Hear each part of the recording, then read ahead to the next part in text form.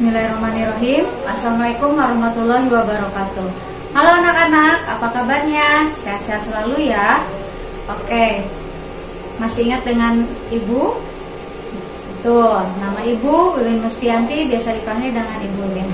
Oke, untuk materi pembelajaran hari ini, Ibu akan memaparkan materi bahasa Indonesia, yaitu menyimpulkan informasi berdasarkan teks laporan hasil pengamatan yang dibaca.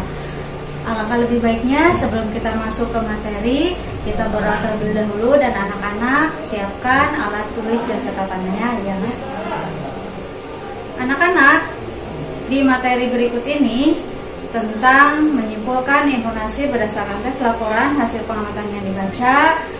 Tujuan yang pertama yaitu anak-anak mampu menemukan ide pokok dan informasi penting serta menyajikannya dalam laporan hasil pengamatan, serta menemukan ide pokok dari bacaan, mengembangkannya dengan menggunakan bahasanya sendiri, serta rinci menjadi sebuah tulisan, serta anak-anak dapat membedakan mana hasil yang laporan yang berupa fakta atau bukan.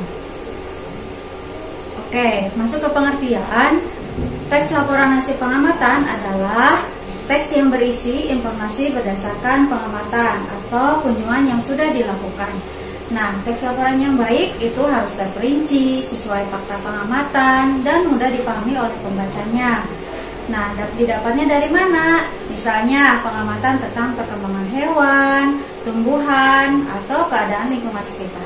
Jadi, kalau disimpulkan, isi teks laporan hasil pengamatan itu secara umum dibagi 3. Yang pertama, informasi umum, yaitu informasi yang disajikan secara menyeluruh. Yang kedua, kumpulan fakta-fakta.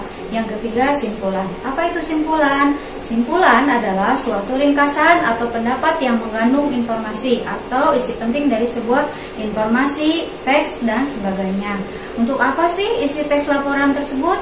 Nah, isi teks laporan tersebut yaitu untuk memberikan gambaran kepada orang lain tentang apa yang diamati.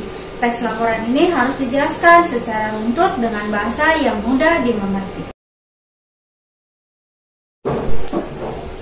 Oke, dalam teks laporan hasil pengamatan juga terdapat ide pokok. Ibu yakin kalian pernah belajar di kelas 4 dan kelas 5 tentang ide pokok ini. Tapi mungkin ada yang lupa ya, Ibu paparkan kembali. Nah, ide pokok ini adalah gagasan utama atau masalah pokok yang dibahas dalam suatu paragraf.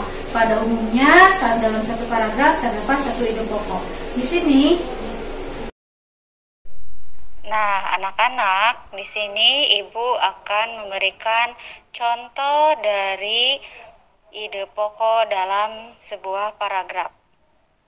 Selain nasi dan jagung sebagai bahan makanan pokok masyarakat Indonesia, terdapat pula singkong.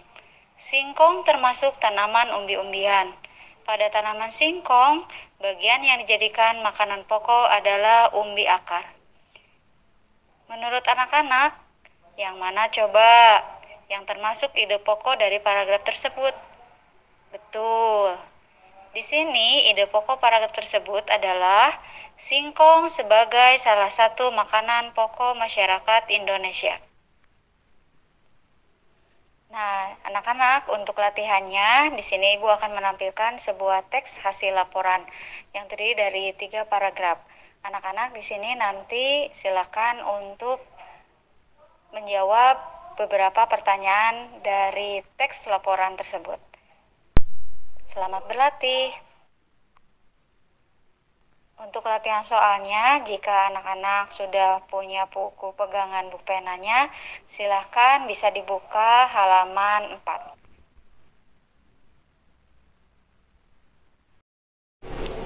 Oke, berdasarkan teks laporan tersebut, anak-anak diminta nomor 1, nih, informasi apa saja yang kamu peroleh berdasarkan teks tersebut. Yang nomor 2-nya, langkah apa saja yang diperlukan Dedi untuk membuat laporan hasil pengamatan tentang bagian tanaman singkong yang dapat dikonsumsi. Yang ketiga, tuliskan ide pokok setiap paragraf dari teks tersebut. Oke, anak-anak, sudah paham belum apa yang Ibu ajarkan hari ini? Oke, Ibu berdoa semoga kalian tetap semangat dan dapat memahami materi walaupun dalam keadaan daring seperti ini ya.